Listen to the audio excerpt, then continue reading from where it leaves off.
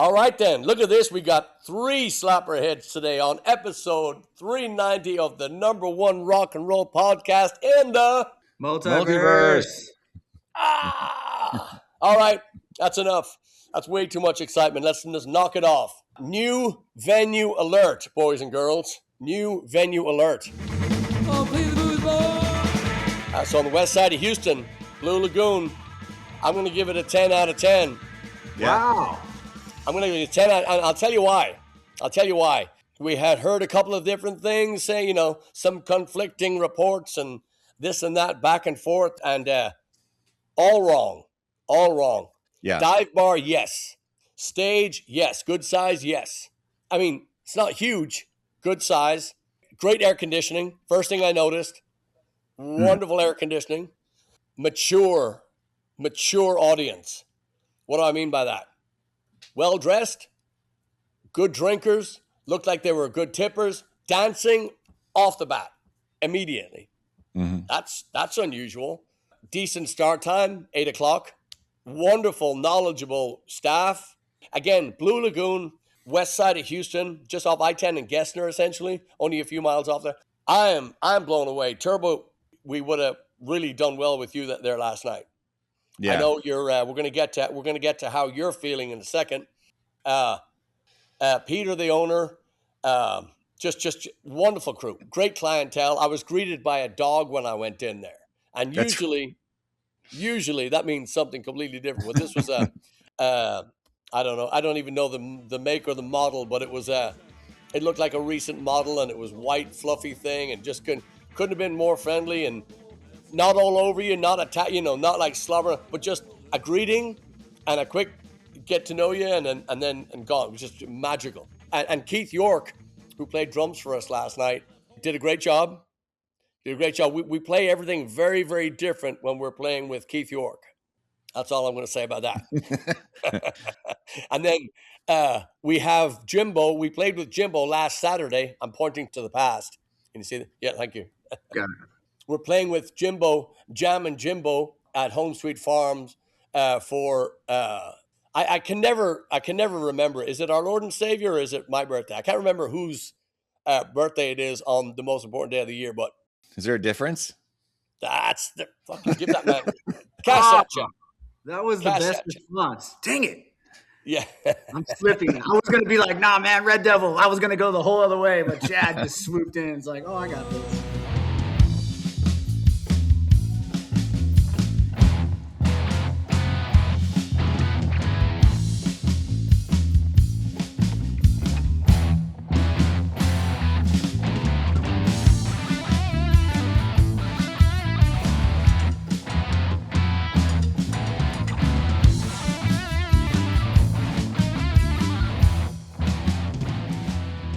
Before we move on from Blue Lagoon, I just want to say too the thing that was really immediately obvious from all the hundreds of thousands of bars we've stepped in over the decades.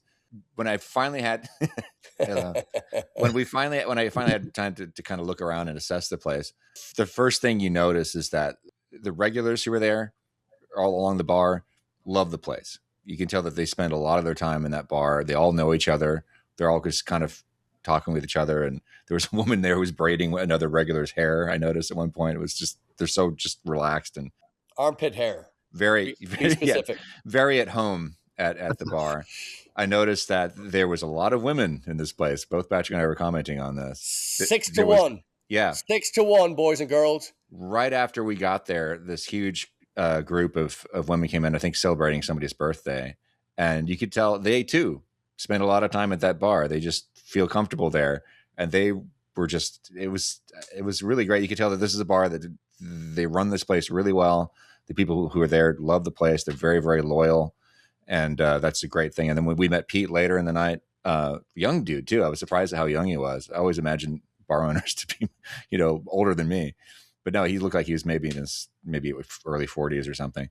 And he was just he told me the story that he was a patron of the bar and then found out it was for sale and just jumped on it because he loved the place. And it's been there for 45 years or something like that, just as Blue Lagoon. 1980. Yeah, but it was a bar before that too. You can tell by looking at the building. It's very, very old. but he said I think it was a burger joint originally, and some of the trappings of the original burger joint are still around if you look for them. But yeah, really great place. I was blown away.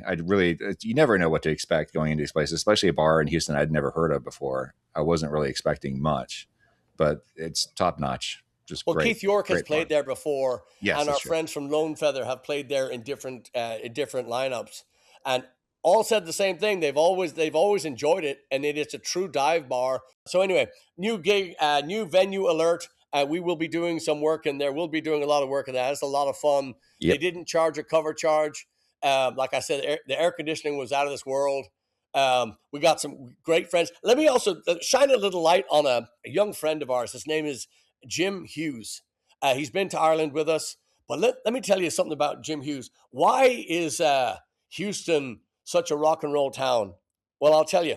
Houston is a rock and roll town, a live music town because of people like Jim Hughes. He goes to see live music. When I say every night of the week, I mean every night of the week. And not only is he an aficionado of the Houston music scene, he's an aficionado of all genres. He is just in everything. And the most unassuming, he's just the most pleasant conversationalist. Just, even if it's just a hello, how are you? It's just, there's a welcome in. But Jim Hughes, easily my vote for the number one music fan in all of Houston, maybe in all of the world. I've never seen anybody do so many dates, consecutive live music dates, and he'll post a little video from where he's from that night, and maybe 2 and 3 shows in a day sometimes. So I really want to highlight Mr. Jim Hughes. We appreciate everybody and anybody that walks into that is coming to see live music. So that was exceptional, and of course we saw the Young Brothers too. John, who's been on the tour with us many times. Anyway, we could go on and on and on. Let me tell you, this is a local bar. This is a local bar where you are completely safe. You're surrounded by people that, like Chad said, the respect for the bar, their patronage is rewarded. It's just how it is. So just exceptional. So, all that said, I need to ask permission first. Turbo, do we have your permission to talk about your new books, plural? Yeah, we can. I Okay, finally teased it online. It took me a few weeks to do it. I just, I was like, man, am I far enough along? I don't want to put something out there and then it's a year later, so I was like, I'll just wait until I got far enough along. And, I've got one of them where I know I put 80% done, but I think it's more in the 90, but I'm going to give it a couple passes with some people and see what they think. And just, anyway, I'm tangenting off. Far away. What's your question?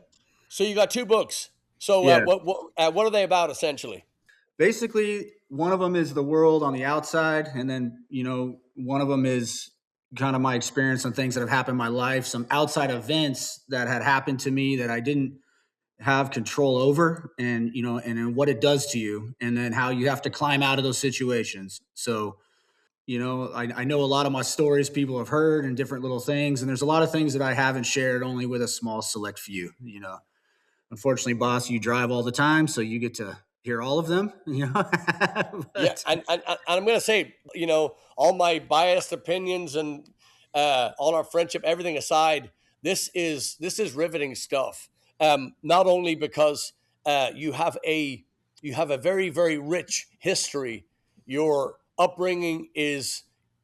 I can tell a story. I can tell a story, and I can put little frills in there, and more times than not, I'll put a little extra seasoning on it. However, your stories are not only brilliant, but they're just 100% yours. I don't know situations or stories like these. The only person I could think of that has stories that can measure up to what you're about to unleash on the planet is Doug Stanhope. And that's as high praise as I can give you. I'm rereading his book. This Isn't Fame again, because the story, the through line through Houston is always wonderful, but the stories and we always talk about the synchronicity in how it is starting out as a comic, a road comic, versus and versus a band. The similarities are breathtakingly, stunningly, amazingly, similar. And we, I mean, this is what 30 hours of driving time nonstop does. You get to, we get to impart this information and retell these stories. And like the bands that we've had on here, the people that we've had on, the characters we've had on here, you put all this stuff into really, really, really well told stories, like hair-raising stories. And I think that we're really we're lucky because we get to hear them, but you're lucky out there because you're going to get to read them very, very soon. Yeah, it's funny. I'm sweating so bad right now. You'd think I'm like outside at a Home Sweet Farm show 2 hours into the set. I'm just like, it's just when you're honest. I mean, really honest, and you can't hold back. You've got to be fair in your honesty, and I think that's a part that gets lost is fairness and honesty. I think people will select portions of honesty, and to me, that's not the full truth. Sorry, boss. Yeah. You're approved though. You're good, but oh hell. But I think that I really tried to work on that. It's like I'm definitely seeing it through my vantage point, my lens, but I really tried to, in some of these reenactments of some things that have happened, is where these other people were coming from. Yes, granted, I'm speculating where I think it's coming from, but I'm excited about it. I have 2 working titles. One of them I have the title. It's called Just Look Up. And this is the first book? Is that going to be first? I don't know which one I'm going to launch first. I think I'm going to put them both out at the same time. Because one of them is, one of them's based on the outside world, right? I talk a lot about the phones and distractions and anxiety and, all these things that are so like, why are we living in this time where we have the most conveniences and yet people are struggling the most internally? It just doesn't seem to connect. And so I try to really connect this. I'm not a doctor, but I did put all this in. I do have case studies that I cite in there and a lot of things that I do in this book. I talk a lot about the phone. I talk a lot about guardrails and mitigation to these things that I've put into place. And, so that one's going to be probably not as personal. My other one is kind of a memoir, right? It's things that I wish hadn't happened, that I've been through. But they came through. And I do want to share this, and I am going to call my brother out today. So all fair game.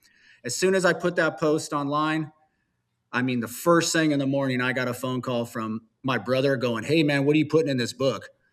And, I work for the state and I'm like, man, I'm not, that's not what this is about. You know what I mean? So, but it tells me that it's time, and it tells me that, I'm in a place where I can do that.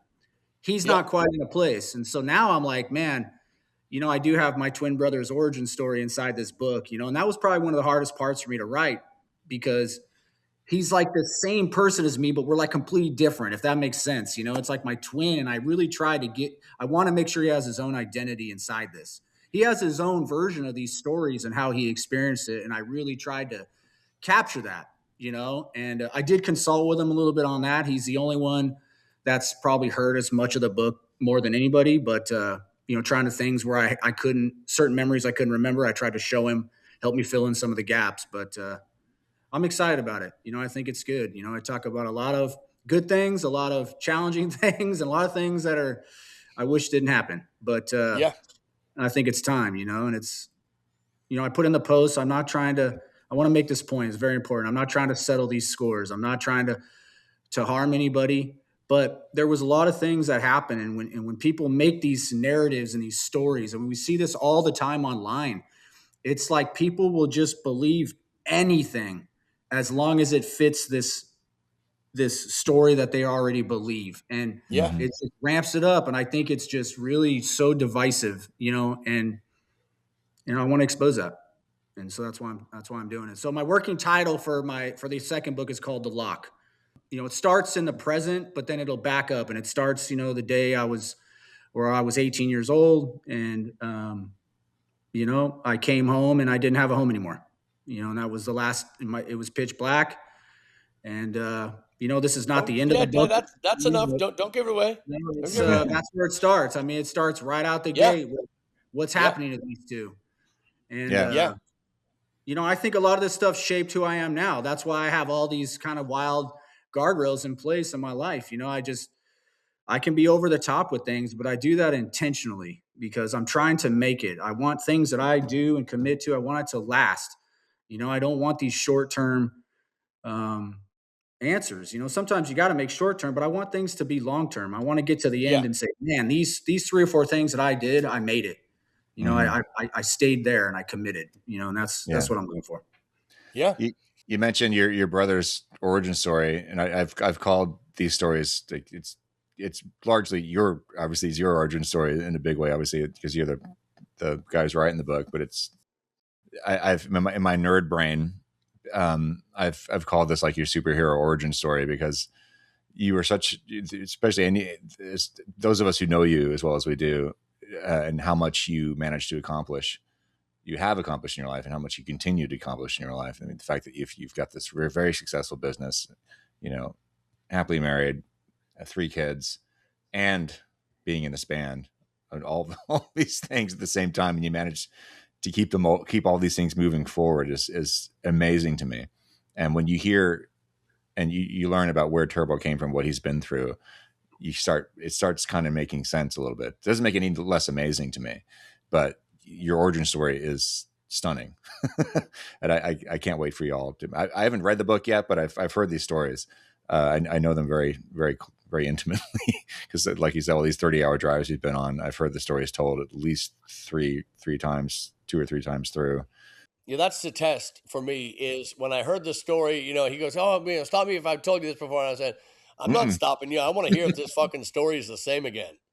And because Yeah. I listen and he'll tell you, Turbo will tell you, because I'll ask questions on again, not, this isn't a, I want to see if he's telling the truth. It's just the stories are so intense and they're so edge of your seat, mind fuckingly out there. Just it's not a regular tale. These are not stories that happen to regular humans. And this is why I believe in it. But I'd let him go a second, a third, sometimes a fourth time telling these stories, and they don't change. And then when I meet the cast in different on different movie settings as we go through this huge tapestry of stories that we live in, but every time I meet one of the characters, everything goes right back to blank because they'll start with one of these stories, and I go, I know where we are. I know what you're talking about. This is so. I can't say enough about it. It's going to be. They both will be successful. It's not a question. And I will really enjoy listening to how people react to them because, like I said. So, and I got to move on. I got to ask Chad as well. I've seen some more Patreon action over there. Yeah. on the solo. Yeah. The solo stuff. Can you tell us what's been going on over there? Yeah, well, I've had a Patreon for my solo music since last year, and I'm working on uncovering and refurbishing and re-engaging this old album project called Magic Notebook. I kind of think of it kind of like my version of Quadrophenia, because Quadrophenia was the Who's record, a double album, which was about Pete Townsend talking about things he went through when he was a teenager. That's kind of what this is about for me. But yeah, it's been great fun going back to these old demos that I recorded when I was in my early 30s for the most part, and being able to fix things that I couldn't fix because back then these were all recorded on 4-track. But now I'm able to take there's the latest song I put out called Valentine Burn. I was playing drums on a keyboard. It's the same, the RD600 you have, Turbo, in your studio. It's just the exact same model keyboard. It has some really good sounding. Everything sounds great on that, but there was actually 2 or 3 really good percussion patches on there where you can actually play a full drum kit on the keys. So that's what I was doing back then.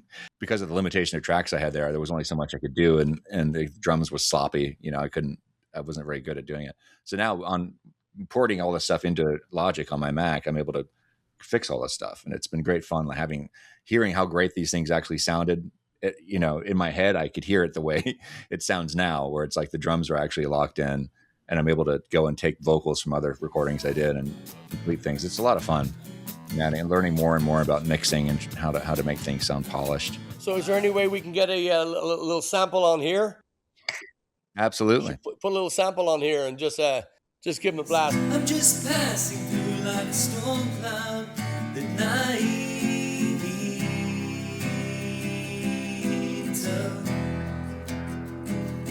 Come to you with rain and wind, thunder, flash of light. And is there any? I asked you this the last time as well, and let's see if the answer is changed. Did you? Is there any chance of you taking any of this stuff out, doing it live? I will. I have to at some point. I've been more concerned with actually finishing the damn things, but I need to. Performing is something I it's a fear I have that I have to confront, and I did confront it thanks to Patrick pushing me on stage earlier this year. But I have to actually just own it and go and do it. But I haven't reached that point yet. It's weird to me. Sorry, go ahead. Yeah, Turbo. I think that you performing it will help you finish it. That's what I think. You're probably right. Yeah. I think that's there's no question. Yeah. There's no question. Yes. You know, we learned that the hard way in writing the last record. We wasn't really finished, but we recorded it anyway. And then when the world opened back up and we were able to take them out, we're like, wait a minute, it's crap. Let's do it again. So, no, but in all seriousness, there's a lot of pieces of your mind that have kind of become dormant throughout the years. And I think the resurrection of the solo stuff and, writing the book and, all that stuff, it's a huge light shone in those dark corners and, really helps push stuff out. And it's an exciting time too, because we've had this downtime, with turbo surgery, and we just with a lot of reflection as well, a lot of a lot of time to kind of dig in and do this. And the really joyous part for me has been hearing Justice play, his version of Black Katana, all this stuff, and Jimbo comes in, he does PLFM, and it's all different. It's the same song, but it's got such a different mood and a different, it's a whole different shine to it. And with us pushing that forward, it's going to be completely different. Not different's the wrong word, but it is going to be a whole new flavor by the time Turbo gets back, and we're doing it. So not only does he have to get back to full strength, but he's also got to figure out all this new shit that we've got, But it's stuff we have talked about away from SlapperCast, the #1 rock and roll podcast of eternity. So, nothing wrong with my head, bro. I can still move that. Yeah, and also fair play to you. I've seen you moving around, and you're doing the work. And like I tell everybody at the shows, they all go, where's Turbo? When's he coming back? How's he doing? Blah blah. I say he's doing the work, and he's not going to be one of these. Oh, I got a knee replacement. Watch me limp for an hour. It's not really that. Yeah, it's the stiffness is just it's not. This is what they said this week.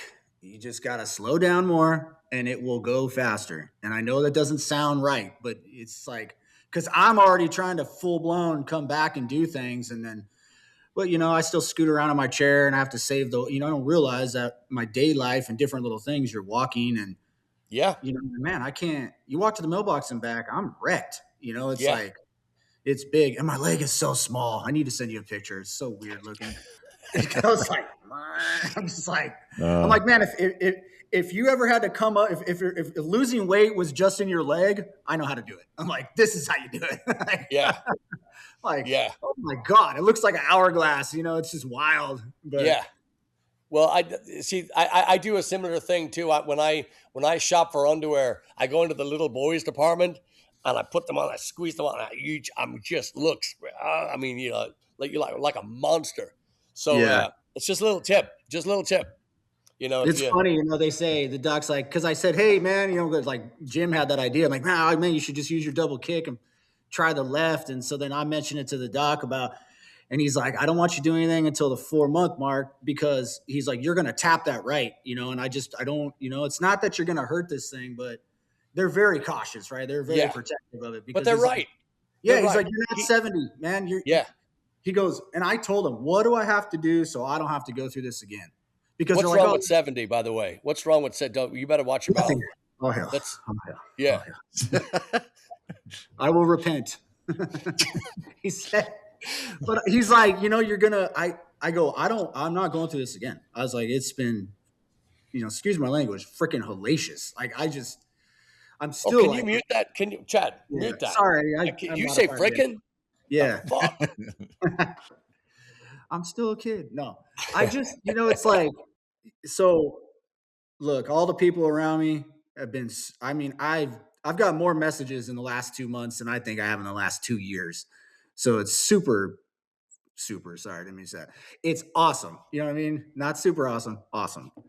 But I do want to say one person, I know I don't want to get TMI on this person, but I know a good friend of all of us, Miss Kate Scott, is having a surgery today.